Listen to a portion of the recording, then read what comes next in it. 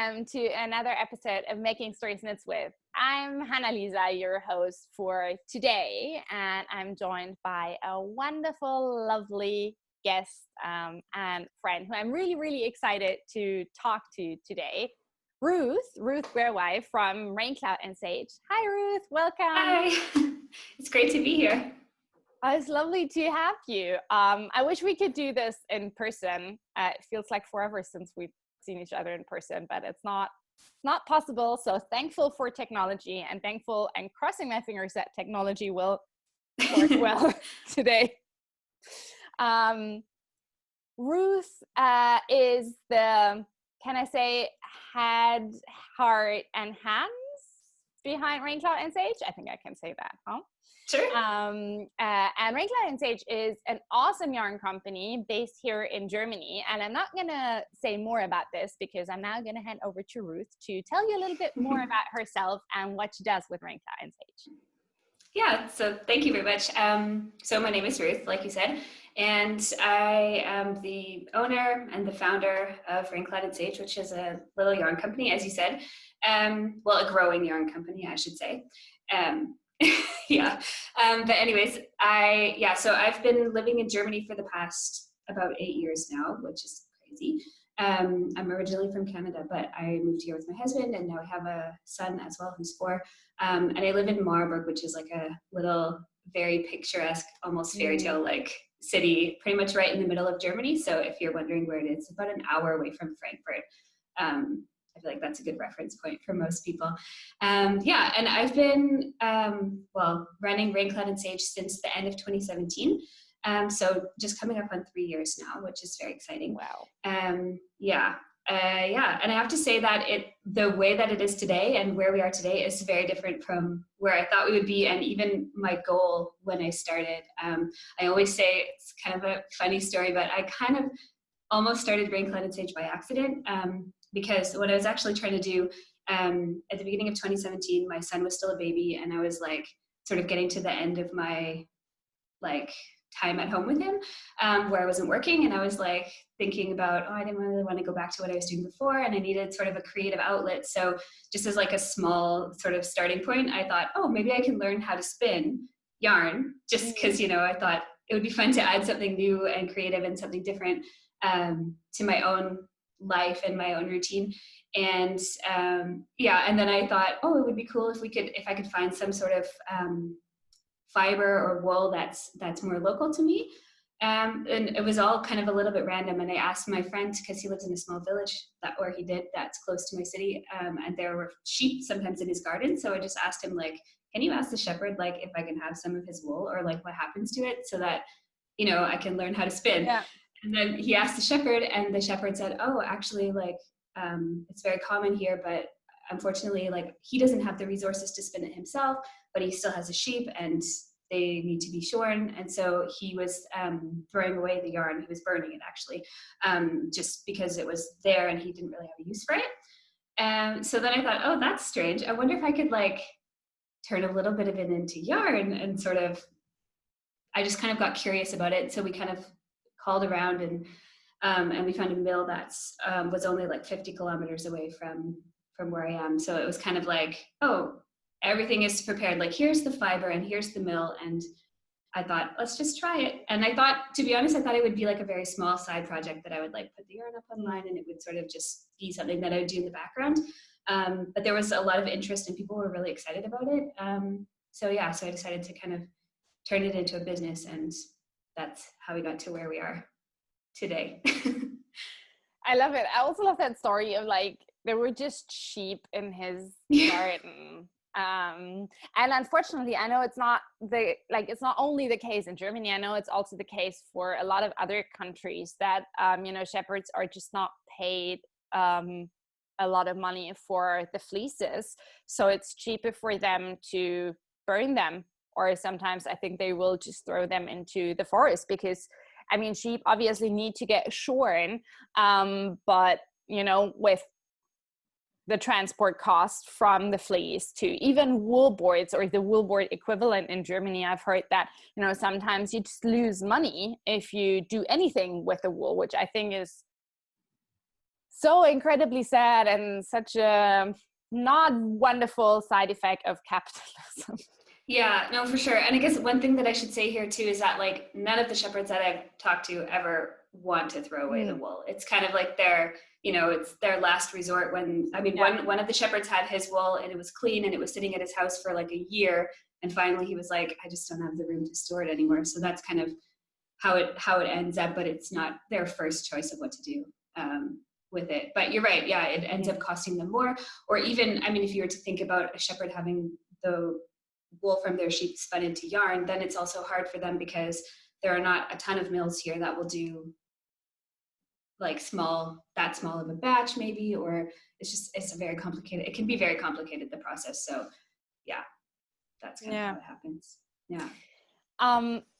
I'm going to read a little excerpt from your About Us page on your website, where you write, we want to create yarn with a story, from sourcing to spinning and processing to dyeing, right into the hands of knitters everywhere. Now, you already said that Raincloud Sage now is very different than where it was and what it was when you set out on this journey a few years ago. Can you tell us what Raincloud Sage is now, what it is that you do, and what you offer? Yeah, for sure. So we started with that one little small side project, which was our first base, Origin. So that, I think it's this one. Yeah, it's this one here. And we started with just undyed, like one, this sort of cream colorway, and then this gray colorway that I'm wearing. And it was really like, it was directly from the shepherd who had the sheep in my friend's garden and then at the mill, and that was it. And then after I saw that people were interested in this story, I sort of started reaching out to more shepherds and sort of expanding the yarns that we offer, and also the people and the shepherds and the mills that we work with. So right now we are working on spinning our fourth base, but one has since been discontinued. But we've basically sort of grown basically every year with a new base, which I kind of like, because it feels like there's things happening and new things are being released, but it's also not a rush and everything is released at once. So basically every year that we've been running, we've sort of introduced a new base.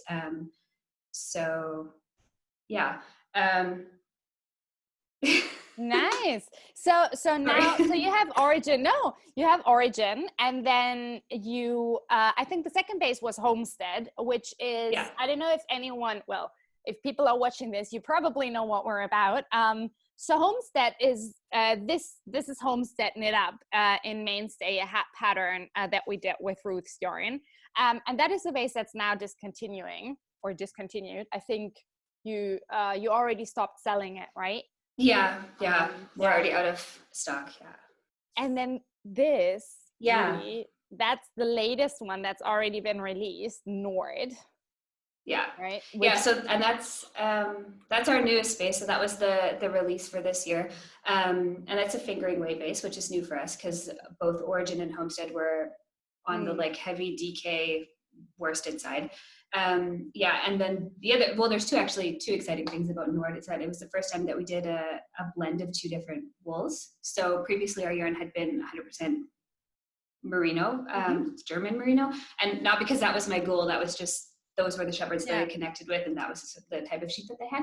And then for Nord, we connected with a farmer in North Germany, and he has sheep there. Well, they're called Ostfriesische Milchschaf in German, but he, and he nicknamed his sheep Moorschaf because they graze on the moors in North Germany. So it's a blend of 70% merino and 30% of the Moorschaf fiber. And the very exciting thing is that for the first time we dyed it as well. So this is an example of one of our colorways, and you can see a few more up there. So that was a big step for us, because when I started, actually I thought that maybe I would naturally dye the yarn myself, and then I realized that I don't have time to naturally dye it and run the company with like so much focus on all of the steps of the process and everything. So we connected with a dye house that's also here in Hessen, which is a province I live in Germany. And they dyed it for us, which is very exciting. and the colors are gorgeous. I remember when you released them, or when I saw them the first time, I think you wrote something about that there was one color that a friend had convinced you to add to the lineup. Yeah, that was this one actually. Yeah, and I thought it's so funny that you wrote that, because I feel that the colors that you have, so this is the cream, this is the Moorschaf, the natural one that is called that's the undyed. Yeah. And then you have the Zenf, right? So mustard. The, what is it called? Stone fruit. The pale pink. Yeah, that's this one here. This is a cake, but you can see the colorway. I love it. And then the sort of pale blue one, and then the brown one. Yeah, and the brown one's this one here, so that's cabin. Yeah. And I love how well they play together. Like, they're so just such a harmonious color palette that's so soothing. I don't know, there was just something about that made me feel warm, and that's always a nice feeling. And thank you. I think all of the dyed colors, they work super well with the undyed one for color work. So. Yeah, and that was also really important to me for color work, but also I wanted them to sort of fit together, but also fit well with the undyed wool, because I don't want anyone to think that the undyed wool is like the afterthought or anything of the collection. It's like a part of the collection, and it fits with all the colorways. So yeah, so I'm glad that it seemed to come across as the way that I was hoping. I also love knitting with it. So I had the pleasure of, speaking of mainstay of this hat pattern. So when Ruth announced that she was retiring Homestead, we reached out to her and asked if she'd be interested in providing a little bit more yarn to us so that we can rework the pattern in Norwich, held double, which we did. So yay, this is this. It's gonna be, if everything goes well, it's gonna be re-released by the time that this episode comes out. And this is a pattern that every newsletter subscriber gets. And because I worked up the sample, I had the pleasure of working with Nord, and I absolutely loved it. I mean, like you, Ruth, you know that I love all of the, more rustic, more sheepy yarns. I'm not I'm not like a single ply merino superwash kind of girl. And this has everything. Like, this is just really, it's like toothy, but in a really, really, in the best way possible, essentially. And I mean, I only work this up at one specific gauge, but I've heard from others, Claire, who's done a few designs in Nord. And I can totally see this myself, that Nord is a beautiful, like gauge chameleon, that it will work out really nicely at a smaller gauge, but also, at least my sample bloomed quite a bit. So I think you can work it up as a looser gauge for a drapier fabric as well. And I always like yarns that behave like that, that you can knit up at quite a tight gauge for a hat or a pair of mittens, and then like a looser one for a shawl or something like that. Yeah, no, for sure. Yeah, and I would say that that's quite common with all of our yarns so far, that they bloom quite a bit after blocking specifically. So you can get away with using quite a large needle size range. Like I've done a pair of socks on very small needles with Nord, and then I actually just swatched for a cardigan, and I went like up, I think, to 4.5 millimeter needles just to see what it would be like. I haven't decided yet if I'm going to do the cardigan in it, but I mean, you could. So yeah. Nice. You've done quite a bit of work on your blog lately. You published a blog, or a series of blog posts called Yarn Production, which I absolutely loved reading, where you talked about the different steps your yarn takes from fleece to the knitter's hands. Could you share an overview of those steps? I mean, you talked a little bit about sort of sourcing the fleece from shepherds and the dye house, but maybe sort of from fleece to when it actually arrives in people's homes. How do those steps look like? Yeah, for sure. I'm really happy to talk about that. That's like one of the things that it's kind of like a goal, and what I'm trying to do is like to provide as much information as possible, so people are can really feel like they know the story of the yarn when they're holding it in their hands. So like I said, we start with sourcing the fiber, and we do that as locally as possible, basically.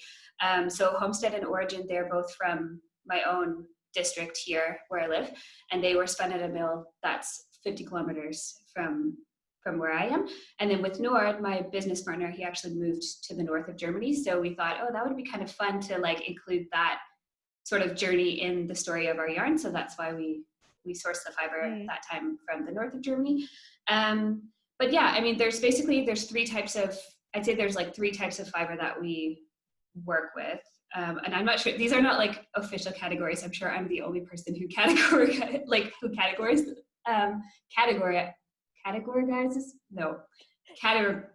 puts them in these categories. Yes, that I'm the only one who would separate them like this. But so the first is what I mentioned at the beginning, which is that it's wool that's not being used at all. So we basically save it in a way and turn it into yarn. The second thing that we've done before is we worked with one shepherd with a bit of a larger flock, and he would have sold some of his fiber to a wool broker. So we sort of intercepted that. And the reason I did that actually is because wool brokers in general, they're only interested in the white fiber because it needs to then go and get mixed with a whole bunch of others to then be dyed later.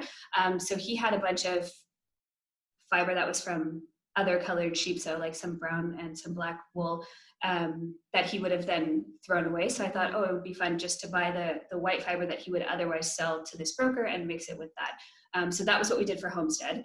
And then this time around with Nord, for the Moor shaft fiber, we sourced that from a small flock where it would have otherwise been thrown away. But we also worked with, for the first time, with like a shepherd's collective. So it's like a group of shepherds who are basically trying to address this problem themselves. And one shepherd collects the wool from several of his shepherd friends, basically, and then works to have it sold so that it doesn't get thrown away. So that's the three ways that we would source the fiber. And then from there, it needs to be skirted and scoured, which basically means it needs to be cleaned. So first it needs to be skirted, where you take out all the gross bits, and there's like all sorts of dirt and poop and all sorts of stuff in there. It smells really nasty. So yeah, and then that's also like the process where you would separate the fiber from the different parts of the animal. So the fiber that you find like on the back of the sheep is not of the same quality as what you would find, for example, on the belly, because it's a lot more dirty, or like the legs where it's shorter. So that gets all separated out, and then scouring is basically washing it to remove more dirt, but also to remove some of the oils and the lanolin. So not all of it is removed, but there's a lot of it in there. So yeah, so it needs to be cleaned up. And then after that, it goes to spinning, which is, I think, carding and spinning, which is, I think, something that probably a lot of knitters at least have a little bit of an idea about. So basically, before it is spun, it needs to be carded, which is combing the fibers out to prepare them to go onto the machines to be spun. And our yarns, they're all woolen spun.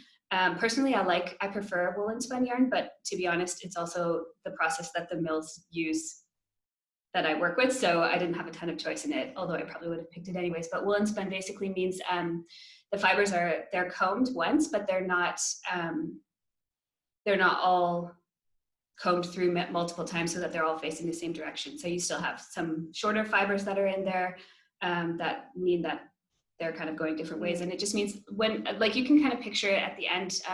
That's why, to be honest, I think that's why our yarns behave as they do after blocking, because there's still quite a bit of air pockets in them. So they're a little bit loftier. I sometimes say like they're bouncier, which sounds like a funny word, but I don't know, if you squish a woolen skin, then I'm sure if you felt like a woolen spun skein of yarn and you've squished it, then you know what I mean. So that's and that all happens at the mill, both the carding and then they're spun. So they're spun first into singles and then spun back in the opposite direction on themselves, so plied. And all of our yarns are either 2-ply or 3-ply yarns. And then after that, one thing that I think maybe I didn't know about this before, and I think it's a little bit less well known, is that after spinning, yarns are then washed again to remove some of the spinning oils and stuff like that. So At our mill, they do that in the river that's like right on the property, which is That's like so really, cool. really idyllic. Yeah. But I've also had like delays in receiving my yarn because like the weather is bad. So the river is too dirty to wash it in currently. So I have to wait till it stops raining, and then just little details that you don't know when you start out. Yeah. I love And it. then, but they do it mechanically, right? Like there's not like yeah, a person putting all of the skeins in and like no, no. it's such a like I think this is so cool, like, you know, that they have a river behind their mill and that they use that resource. It's just, Yeah. I love it. Yeah. And then, so that's like another thing. So when we took our yarn to the dye house, then it would be washed again. So we could skip that stage for the dyed yarn. So it just went directly to the dye house. And then it was dyed. And our dye house, they don't use natural dyes. That's a question I get a lot, but they work with like a very high standard. Well, I have it in German.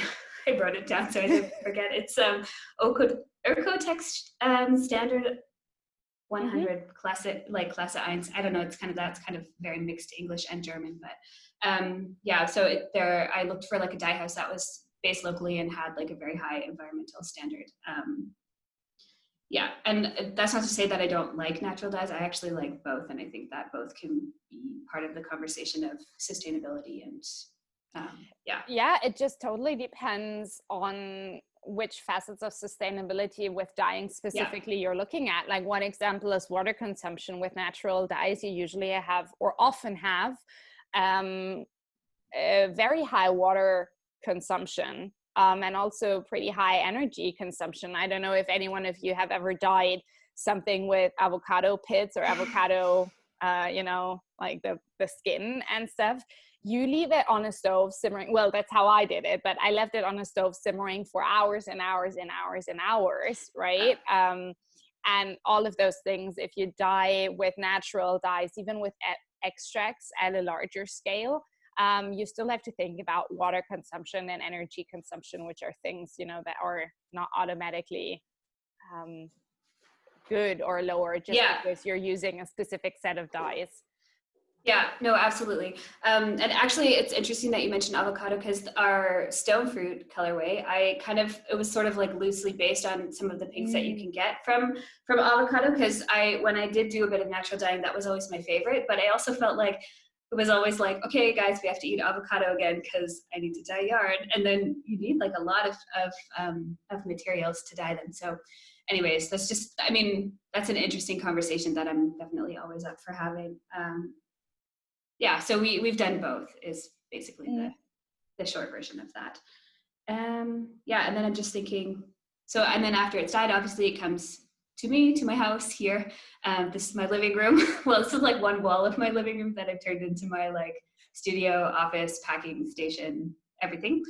Yeah, and so I package it from here and then ship it out, and then it lands with people and people knit things, and it's amazing. And that's, to be honest, that's one of my favorite parts, because I feel like the yarn to me already has such a story before, but then it lands with a knitter and it has a whole new story, and it's just amazing the things that people make out of it. So I love having like a product that I make with my own love and creativity, but then the creative journey of the product is not over when I ship it off. So yeah. I'm always so fascinated every time I see, be it like test knitter projects or someone who's bought one of our magazines and knit like a pattern from it in, I don't know, like a different yarn, a different combination, just something that you know looks different than what we had as a sample. And I'm always thrilled. And I imagine, you know, if you make yarn like you do, it's such a wonderful feeling, because, you know, like people make socks and hats and cardigans and sweaters and all of those things from it, out of the, you know, like millions of beautiful knitting patterns that are out there. So it's like a box of all of these wonderful surprises that is open when you send out the yarn into knitters' hands. Yeah, for sure. Yeah.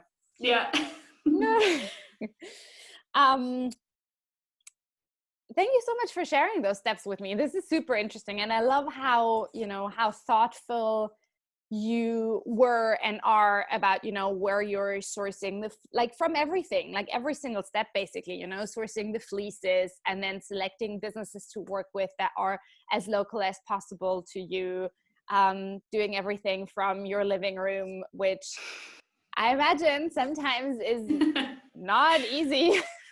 No. It has its challenges for sure. Yeah.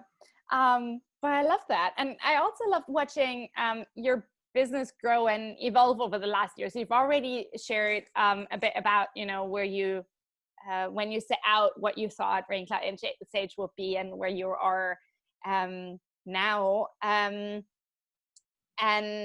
if you look back on that time, do you have some favorite milestones, like some things that you think back of and are like, yes, like this was a really cool thing, or this made me feel super proud?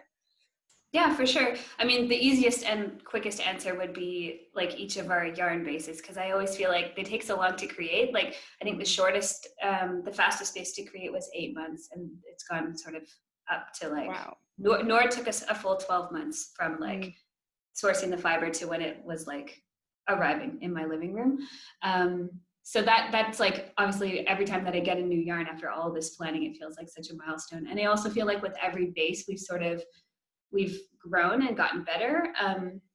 And so I feel like they also are really kind of like, it's silly, sounds silly a bit, but it's a little bit like a snapshot of like what was happening in my business and in my life. And at the time, basically, and the point where I was at. So I'd say each yarn kind of feels like a milestone, but a few other things, I really enjoy doing collaborations.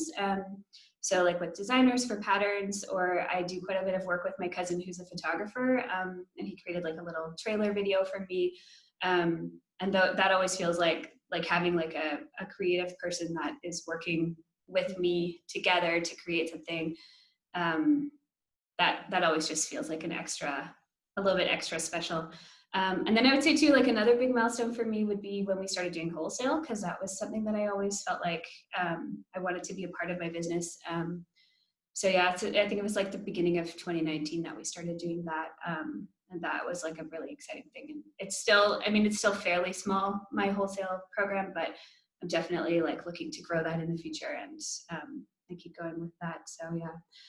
And then I would say just like one last milestone, which is not exactly knitting related, but was still like a really big deal to me, was at the beginning of this year, I took part in it was like a business training sort of lab. It's called the Global Goals Lab, and it was for social businesses here in Germany. And I got like a ton of training and stuff. But I would say like the big thing for me going there was, I think before, without really realizing it, I had never really like took on this identity of being like a business founder or a business owner. So I showed up and I was like, what am I doing here with all these like real business people?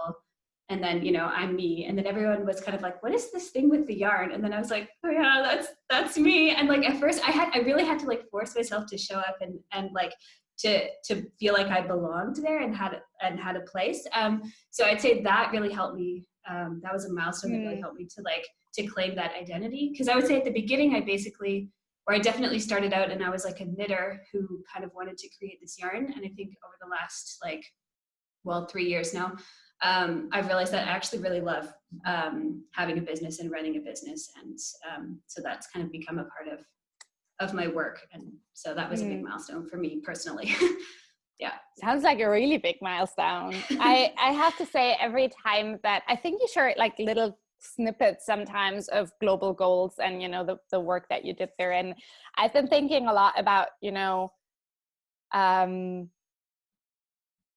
either getting a business coach or participating in something similar for myself, because also, you know, having your own business, especially if it's, you know, like as you said, like growing, but still a small team.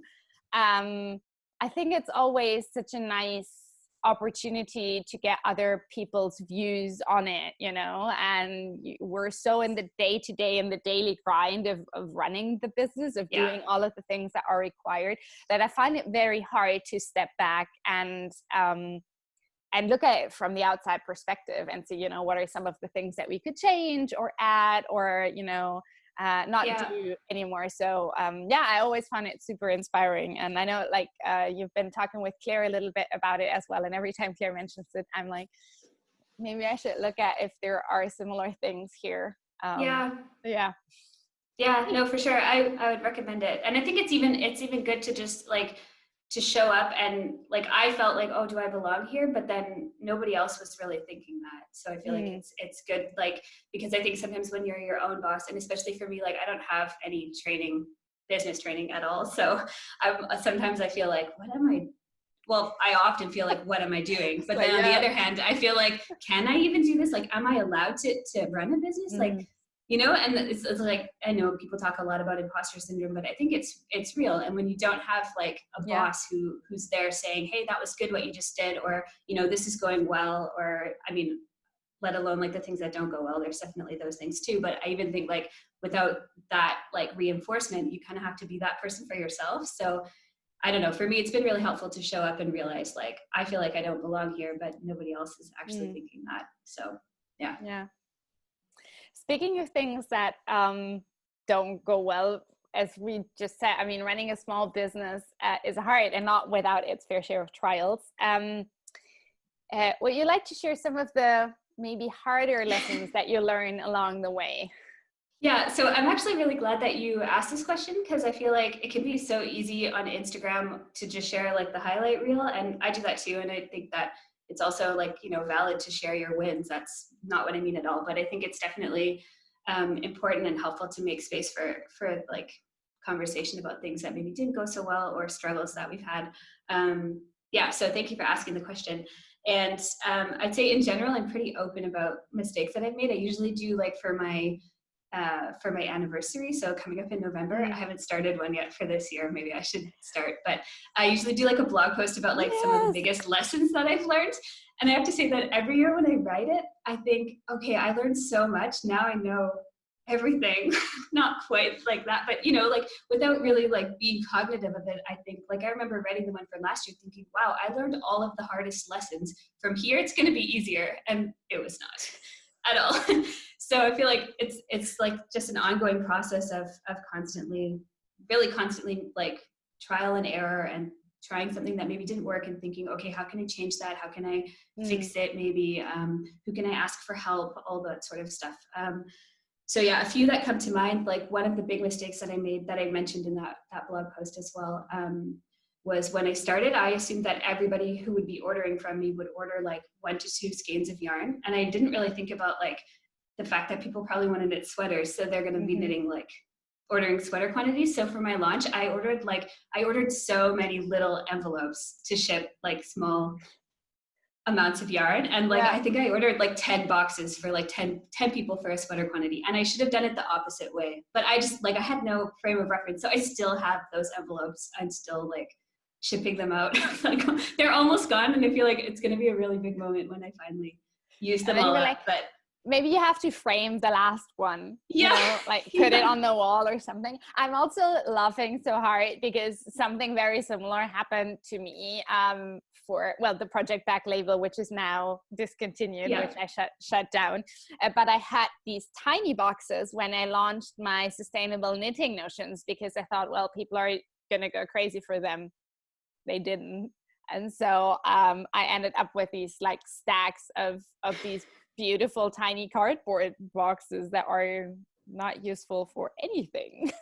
Yeah, no, totally. Yeah. And then I was like totally scrambling because I didn't have enough of the actual boxes that I needed. So yeah, so that was definitely a learning experience. But I've also done I've done a few like projects that were just like for like creativity, or like more like a passion project that didn't make me any money, that I had to like quickly realize like, okay, that was fun and my heart was really in it, but it's not going to work.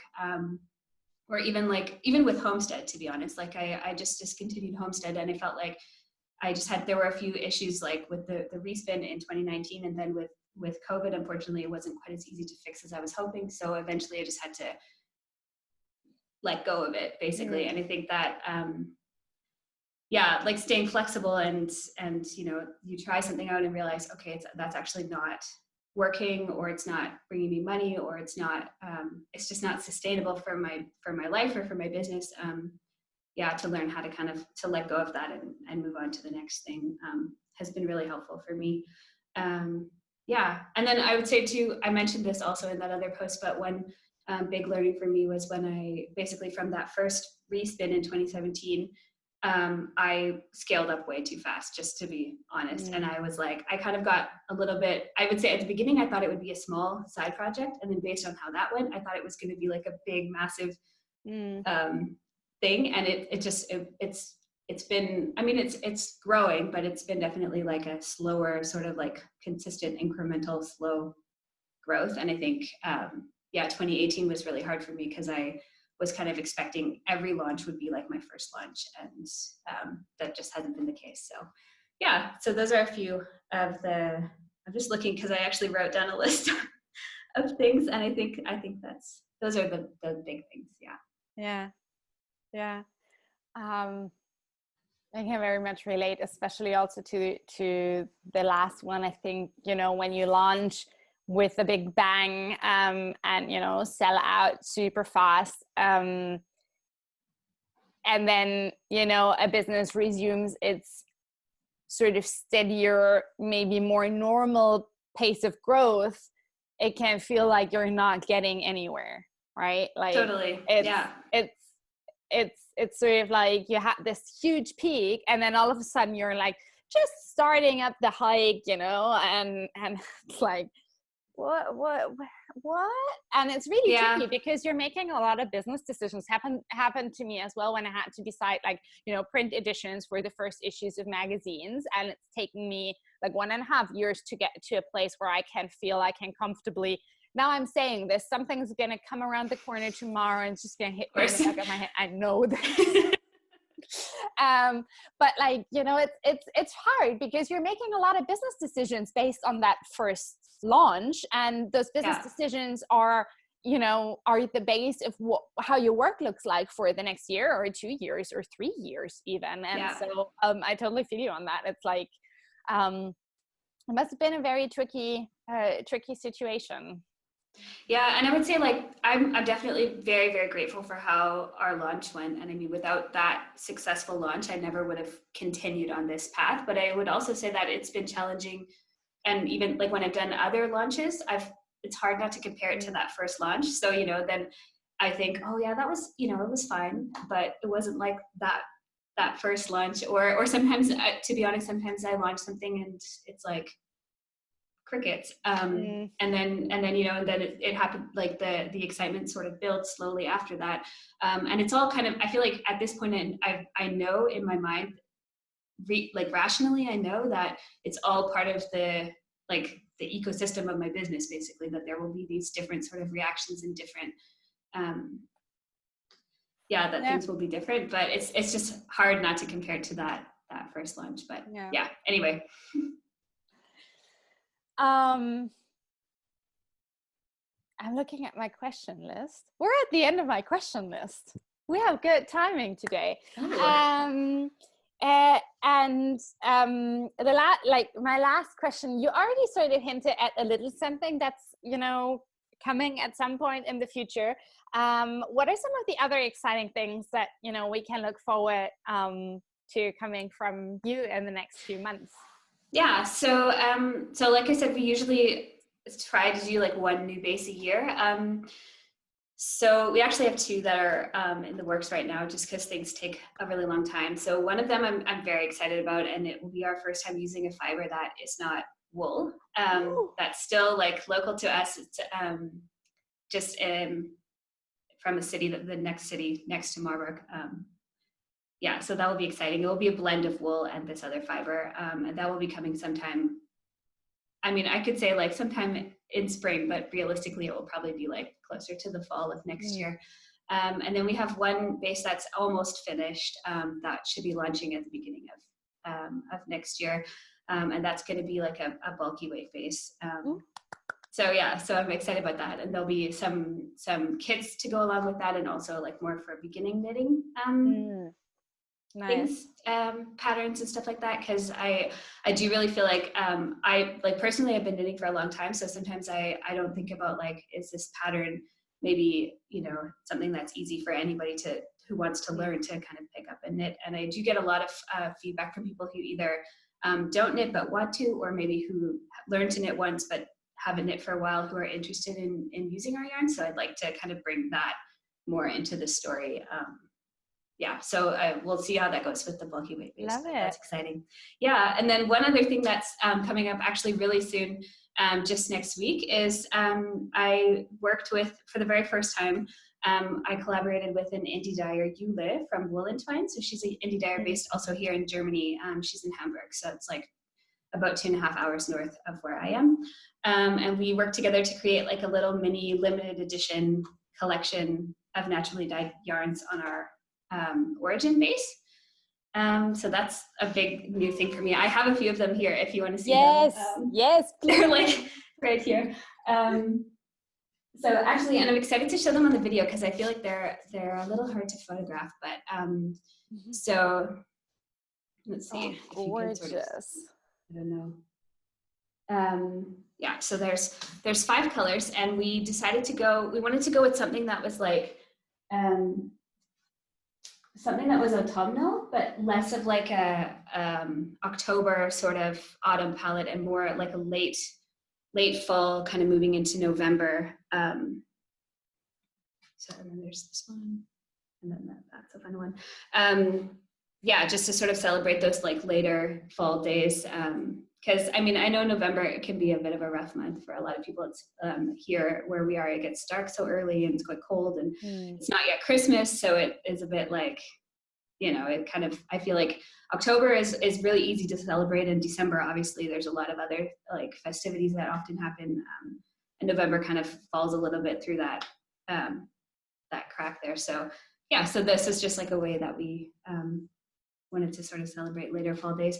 Yeah, so there's 5 colorways, and those will be available, I think, actually by the time that this video goes live. They're launching on the 12th of November, so those will be in our shop. Perfect timing. Yeah. So people, when you watch this, go ahead over to raincloudandsage.com and snap up some of those skeins. I love Yule's work. I think I learned of her maybe even through you. I actually sorry, I was just going to say there's an interview actually that I did with her over the summer on our blog.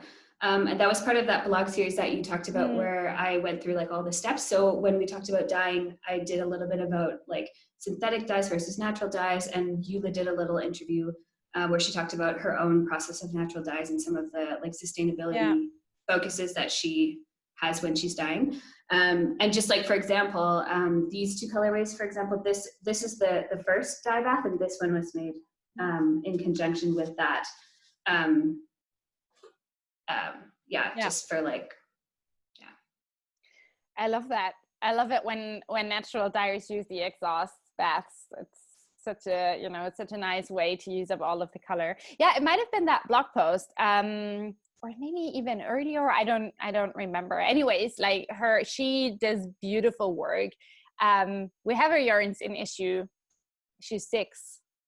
Oh, yeah, exciting. Yes, I'm super happy, and I was so happy when you know, sort of started talking about that you were doing the indie dye collaboration with her, and the colors are gorgeous. I love the it's like a dark purple, you know, like the first one that you showed, and I saw a picture on your Instagram that you posted, I don't know, like at the end of last week or something, where you cast on a hat, and it looks gorgeous knit up. Yeah, so that's this, and this is like my favorite color ever, but I find it's really hard to find yarn in this color. It's sort of like, it's not purple, but it's also not gray. So it's sort of like a little bit of an in-between color. So when you suggested doing something in this sort of color palette family, I was like, oh yes, please. And it was super, like, I got the yarns last week, and I was like, okay, I need to cast on, I need to cast out something on to see how it works, and I just, like, I had to go for this colorway first. But and this pattern is it's a Zari Nordlund pattern. It's called Queen Bee. yeah, it's a really quick and fun knit. It's also good for gift knitting. Yeah. It's gorgeous. Is that the one pattern where the main photos are in like a bright yellow? Yeah. Ooh, I've been looking at that hat for ages. Oh, this looks so good. Oh.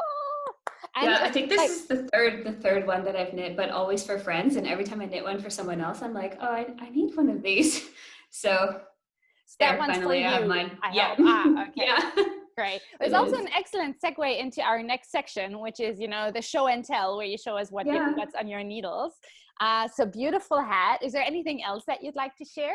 Yeah, well, actually I have another hat. I don't know. It's something about like this time of year, I get really into knitting hats. Also, it's like, they're good for gifts and they're fast and yeah. So I'm working on the, hold on, I wrote the pattern name down here. The Deep Woods Toque. That's a pattern by Kayomi Bergen. That's this one here. I know a lot of people have knit this hat. It's pretty popular, but it's for good reason. It's so really pretty. It's so pretty.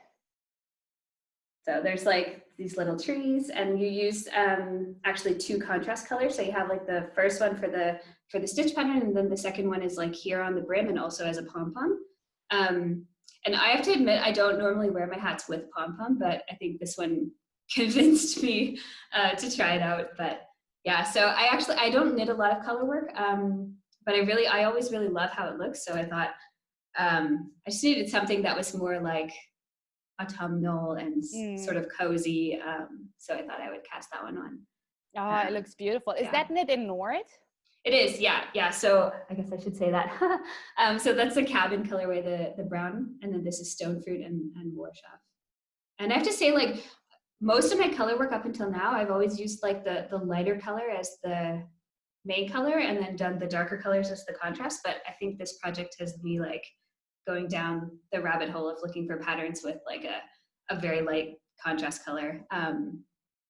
So yeah. Oh, it looks gorgeous. I love it. I love how the little trees pop. Yeah.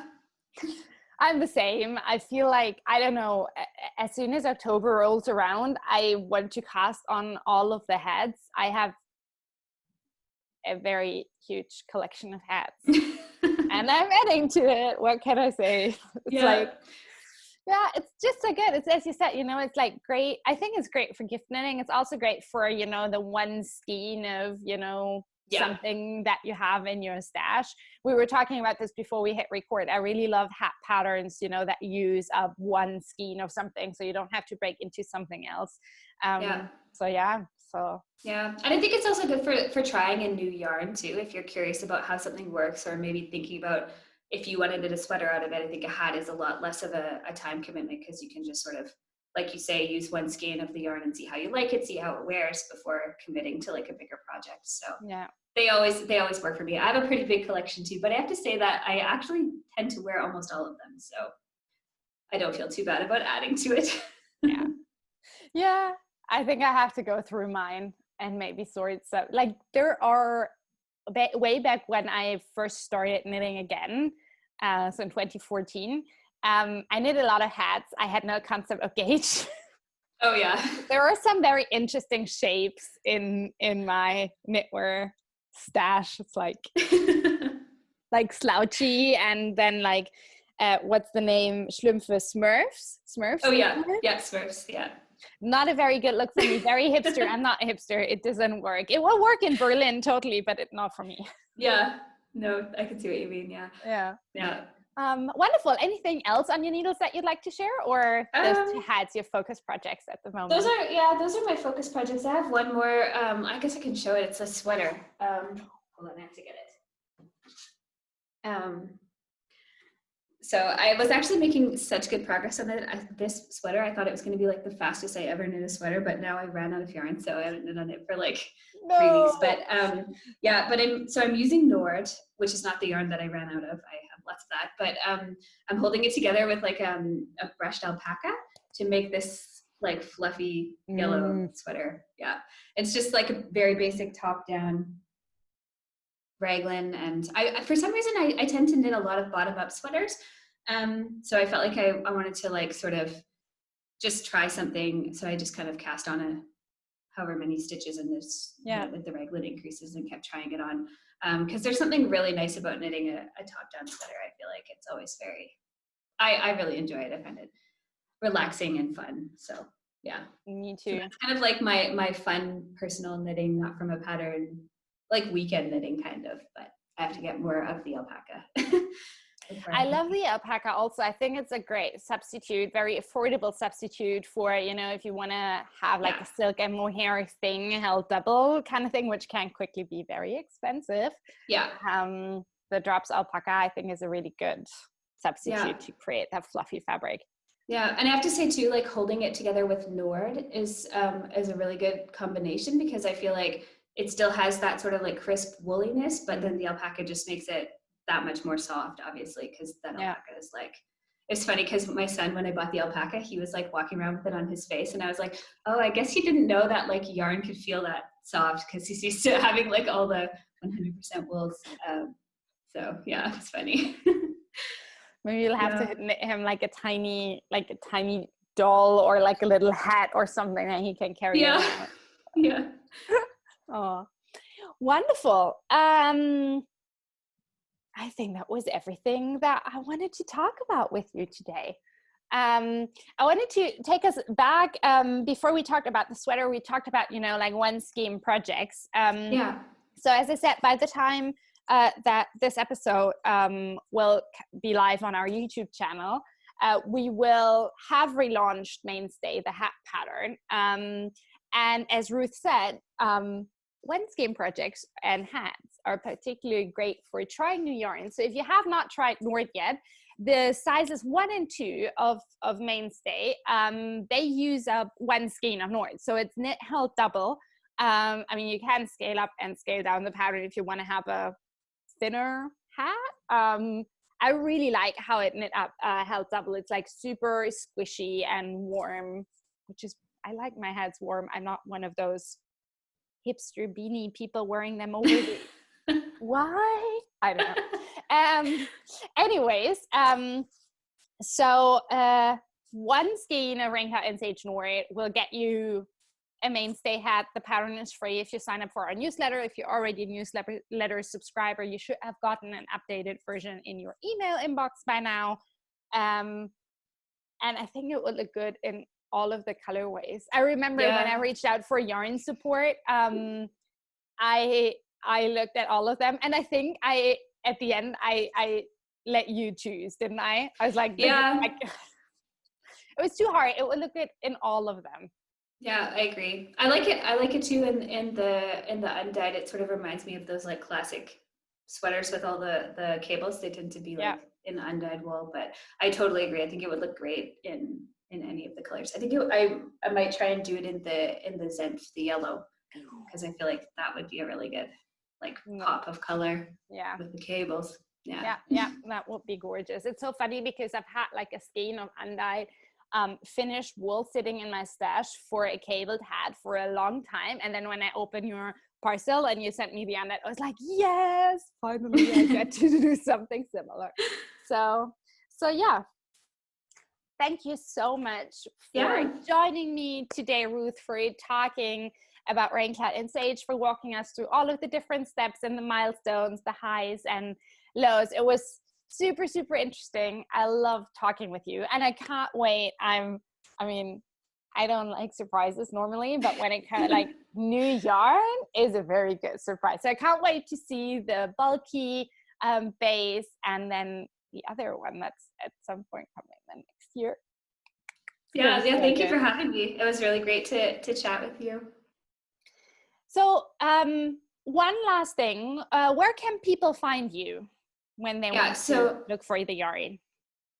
So the yarn is all in our shop, which is at raincloudandsage.com. And if you just go to that webpage, there's a button for the shop at the top, and that's where you'll find our blog with any of the posts that we were talking about earlier. And we have a newsletter as well. So, and that goes out like once or twice a month, and it's like where I share everything first. So if you're curious about anything that's new coming up for us, it all goes out there first. yeah. And then I'm also on Instagram. That's just at Raincloud Sage. Wonderful. I'll include links to all of those in the down bar below.